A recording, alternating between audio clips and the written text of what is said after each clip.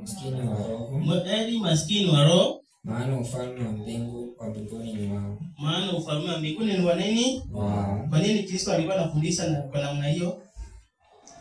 Hii ni Bible study sasa. Kuna ukiwa na hoja unaweza ongezea, na ukiwa na swali pia sijapinga. Tunaambiwa heri maskini wa roho, maana ufalme wa mbinguni ni wao. Kwa nini Kristo alifundisha kwa namna hiyo? Swali sasa kwa darasa, kwa nini Kristo alifundisha alisema heri maskini wa roho, maana ufalme wa mbinguni ni wao?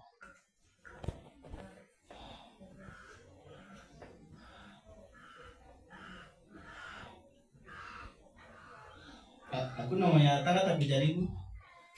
Jana karibu. Sababu ni ya kwamba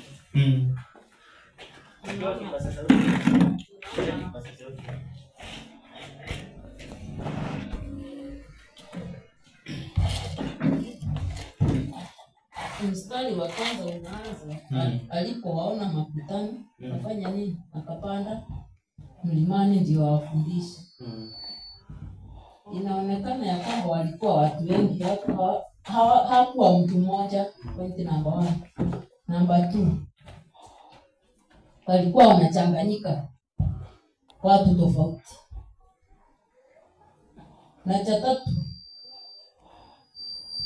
hawa ambao na wakati huu Yesu anafunza alikuta wakiwa wamejengwa misingi mibaya. Kwa hivyo hiyo misingi ndio alikuwa anataka kufanya nini? Kumbomoa. Na ndio anaanza na kuwaambia heri maskini wa roho. Maskini ni kumaanisha nini? Wewe